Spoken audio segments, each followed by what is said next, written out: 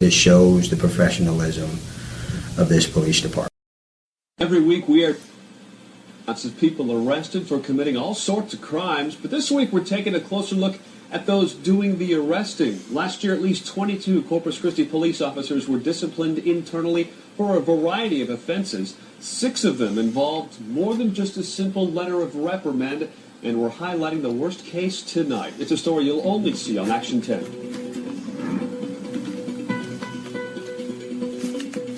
Last May, 3 men arrived at the City Detention Center downtown in handcuffs. Cody Lewis, Ernest Mitchell, and Roderick Hornsby. Lewis was arrested for drug possession, Mitchell and Hornsby for interfering with his arrest. At first, everything seems to be normal. The men calmly line up against the wall to be processed, when suddenly an officer throws Roderick Hornsby to the ground and holds him there, even elevating his arms, which is very painful while in handcuffs. You're lying on the ground. Yes, sir. His knee in your back? Knee in back, knee was in the neck, in the ear. He just... Your hands, in part of the video, you can see them. He's elevating higher and higher. It felt like 10 minutes, but I think the video shows like 3 minutes or so, something like 20 that. seconds, something like that. The officer who threw Hornsby to the ground is Senior Officer Norman Morton, who later had to explain his actions to Internal Affairs after Hornsby filed a complaint about excessive force. In his recorded interview, Morton told Internal Affairs that just before the takedown, Hornsby got very vocal and started to struggle and resist. He didn't comply with your commands to turn around? No. And then when I put my hands on him to make him turn around, he started to pull and struggle, so I don't know what he's going to do, so safest and easiest thing to do is put him straight to the ground. Did you pull and struggle? No, I didn't pull and struggle. You can clearly see in the video I didn't pull and struggle. At anyone at this point? No, like I said, he didn't spit, he didn't kick, I wasn't going to give him the So he was just being verbal, basically? He was being verbally aggressive, and I tried to turn him around and force him, and he didn't want to turn, so I just took him straight down to the ground. You seen the video from CDC? Did you watch it? Absolutely. What was your take on the video? Well, it's pretty obvious I didn't like it. Chief Floyd Simpson says although a handcuffed prisoner can still hurt an officer very badly, it's clear that excessive force was used in this situation. As with all discipline cases, a special review committee made up of other higher-ranking officers eventually looked at all the evidence from Internal Affairs. They recommended Morton be terminated for using excessive force, providing false statements on a police report, and lying to Internal Affairs. But Chief Simpson has the final word, and he scaled back Norman Morton's punishment to a 2-week suspension, believing that while disturbing, the incident should not cost a long-time officer his job. I have to look at the totality. Norman has been here a long time. He served the community well. He has many accommodations in his file, and so I think that he's salvageable. Obviously, I didn't terminate. He's salvageable, and I think that he can go on and continue to serve the public well, just as he's done for many, many years. Hornsby couldn't believe Morton wasn't fired and worries the same thing will happen to him or someone else again. How has this affected your opinion of CCPD? And every time I see a cop, I think about this man here. Chief Simpson says this incident is not an example of what CCPD stands for and won't be tolerated. Did he exhibit misconduct in this particular situation? Yeah. Did I act on it? Yes. Was my discipline to him appropriate? We'll see. Well, the chief said, we'll see, because Officer Morton has appealed his punishment, and that process is still ongoing. Roderick Hornsby has already retained an attorney who told me they are just about to file a lawsuit against the city. By the way, the charges against Hornsby were dropped. The other 2 officers in the room at the CDC that night were also issued letters of reprimand for not stepping in or saying anything about it to anyone afterward. We were unable to find out what happened to the CDC employees who also did nothing.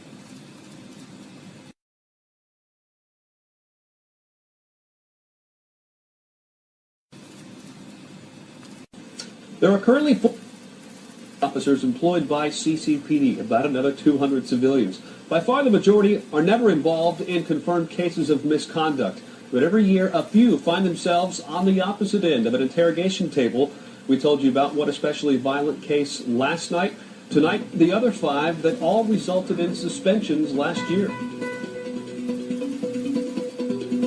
Senior Officer Matthew Morrow was suspended for a day last year for accidentally leaving his AR-15 patrol rifle on the back of his trunk while unloading his equipment in CCPD's parking lot downtown. Investigators believe it was out of the open for about 10 minutes before a civilian employee noticed it. The next case involves the Whataburger at SPID in Nile. Officer David Saldana was dispatched to a domestic disturbance, but initially he refused to respond, saying he was taking a meal break instead. Today we have a disturbance pending 6034 Baltic. I'm waiting for another unit. Careful, I'll be out of Whataburger now. You're not clear about 334 until another unit gets clear. 330, is that a priority one call? Negative. It's not. It's party 2, but yours not clear. Careful, I'll be out of Whataburger now. At least one other officer who heard that exchange actually called dispatch to share his thoughts. I'm just trying to let you know that all of us heard that, so, we don't support that, okay? Saldana later told Internal Affairs he was feeling sick and needed food. He was eventually handed a 2-day suspension for not responding and for lying to Internal Affairs. The committee of officers reviewing his case said the significant delay in the police response of over 6 minutes involving a call of domestic violence could have had tragic results. We have an update on Officer 330 and what he is doing these days. He is... 330, I'm just leaving the room. Another officer was suspended for a confrontation during a dodgeball tournament at Dewey's Beer Garden on Rodfield Road. Officer Eric Smith, who admitted to drinking for several hours, fought a man in the crowd, made a derogatory comment about police. That man told Internal Affairs that Smith grabbed him by his head and shoved his head into Officer Smith's crotch area and later slapped him across the face. Smith denied there was any physical contact, but said he was intoxicated and drove home afterward. For everything, he accepted a 2-day suspension and agreed to seek counseling. In June of last year, there was a hit and run here on Alameda near Robert. Photos from that night show a utility pole was snapped in two. AEP's damage was about $3,000. Officers at the scene found a license plate and traced it back to this heavily damaged truck parked at an apartment complex nearby.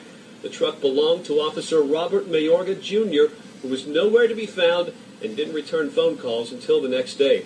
According to the Internal Affairs reports, Mayorga admitted to drinking in the hours leading up to the wreck, but did not admit to being intoxicated. Along with receiving 2 traffic citations, he also got a 2-day suspension. Finally, there is Senior Officer Jason Volkman, whose office is located at City Hall. A routine audit of department computers in October found 119 images of nearly naked women posing in bras, thongs, and bikinis. And while visiting one of those websites, his computer was infected with a virus that caused the state to consider taking away CCPD's access to critical state and national criminal databases. Volkman admitted to viewing the images and was very apologetic. He was suspended for 2 days. Police Chief Floyd Simpson believes that while officers should be held at a higher standard, in the end, his department isn't all that different than the rest of the community. And there's no complex organization, including yours, that escapes employees from exhibiting misconduct. We come from the public. We are the public. And 99% of the time, our people go out and they perform heroically. Police are supposed to be a higher standard. Unlike anybody else, from time to time, we have issues of misconduct that we have to deal with. Then again, sometimes he doesn't have to deal with them. Driving Robert McChester, the officer convicted in federal court of having a sexual relationship with a 15-year-old girl, and Justin Luetta, the officer accused of concealing evidence in the McChester case, all resigned last year. They never had to be disciplined by CCPD at all. We have an update on Officer McChester, the child molester. After multiple internal affairs investigations that led to no action by the Corpus Christi Police Department, the FBI got involved and convicted McChester. He is now in federal prison. Already on paid leave before turning in the resignations this week. John Rapolo first broke this story and joins us live with the latest. John. Yeah, well, those 2 officers resigning today, both of them recent graduates of the police academy. One of them was the president of the graduating class. Today, the CCPD police chief speaking out. They had a whole career in law enforcement in front of them, but because of some allegations of misconduct, these two brand new CCPD officers are off the force. That's just the end of it. CCPD Chief Floyd Simpson still remaining very tight-lipped about specifics. We broke this story last week, and we had to dig for details about what these officers did to get them in hot water in the first place. Both were part of this police academy class in August. Brian Cantu was the class president and spoke at the ceremony. Officials said a few weeks back Cantu had a disagreement with his girlfriend, became distraught, and held a gun to his own head. We interviewed the chief when the officers were first suspended last week. What I don't want to do is to cloud the issues by talking about specifics in the investigation with the media. So we got specifics ourselves. The second resignation accepted today was from this man, Spencer Christian. He also graduated from the police academy in August. According to Dallas police, Christian was arrested about 2 weeks ago for assaulting a family member. He was picked up in Arlington that same day after a car accident and shipped back to Dallas to face that charge. We hire people with high expectations. Once you put the badge on, there's an even higher threshold that your conduct, both on and off duty, will be above approach. And well, a third officer from that same police academy class that graduated in August has also resigned, but not for any kind of misconduct. She is a female, wanted to change careers. Live in the studio, John Rapullo, Action 10 News. John, thank you. The Corpus Christi Police Department, who was arrested over the weekend for DWI. The police department says senior officer Hector Corona resigned today. Now, he was pulled over by a fellow officer around 3 a.m. Sunday. He was not on duty at the time. The department had placed Corona on restricted duty during its investigation, but that is now over because he's resigned from the police department. Well, a Corpus Christi police officer has resigned after the department started up an investigation into him. Now, that investigation was just in its early stages, and now that he has resigned, it's not going to be completed. Investigative reporter Andrew Ellison joins us here in the studio now with more on this story. Andrew. Well, Lee, it was Captain Bernardo Torres who resigned on Friday after working on the force for over 27 years. Now, CCPD says that officials told me today that they were in the early stages of investigating Torres for misusing company equipment. They say that Torres was using department computers for inappropriate reasons, but Police Chief Floyd Simpson says that they weren't able to get very far in their investigation because the captain resigned. Does the timing of his resignation seem odd? Not to us. It's his choice. You know, you make a choice to come and work, and then you make a choice when to leave. He chose to leave. Now, we tried to talk with Torres at his home today, but nobody answered the door.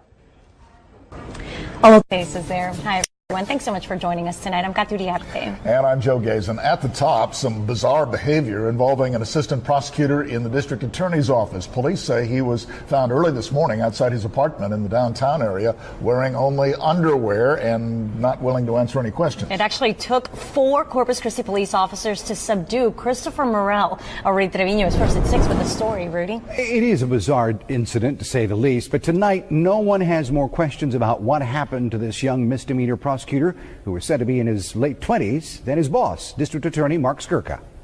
I don't know what it is. We haven't heard any information from the hospital or what the situation is. The incident happened sometime around 6:30 this morning, just outside the Limerick Apartments on Chaparral and Cooper's Alley. This is where Morel lives.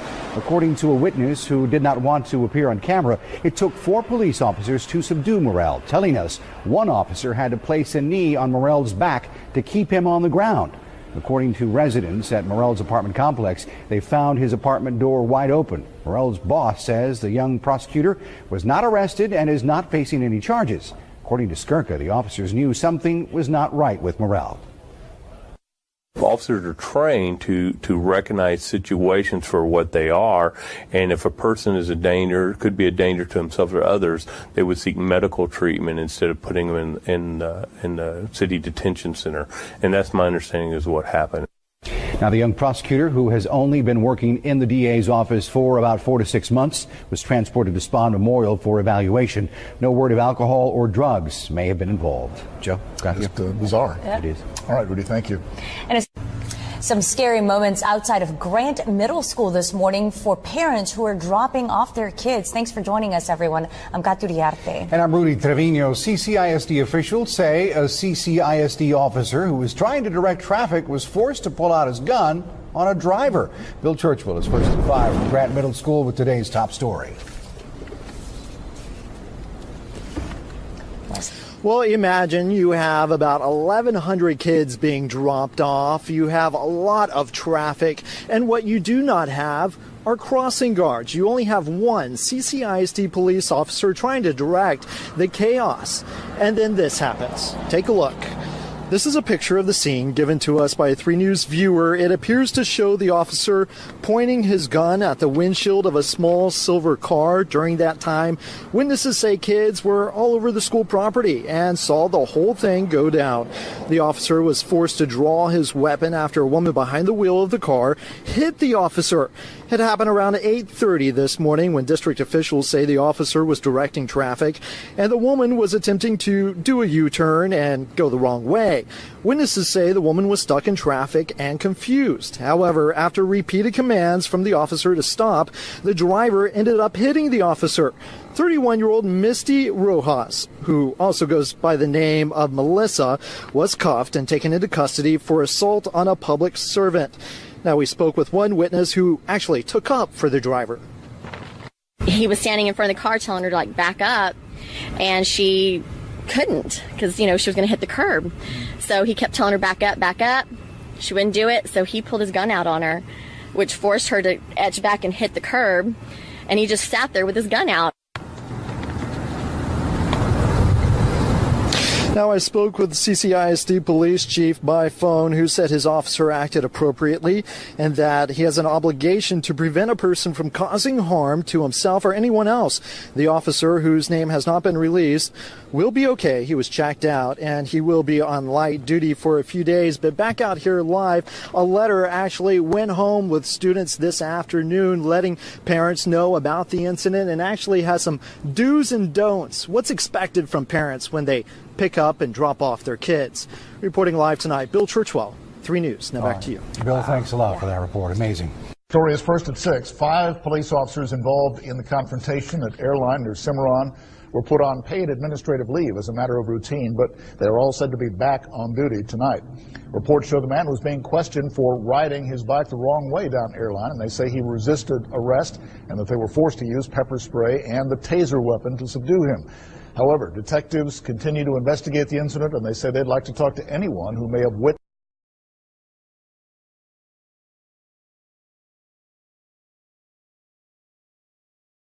We have an update. The man that was tasered and pepper sprayed later died. We have an update.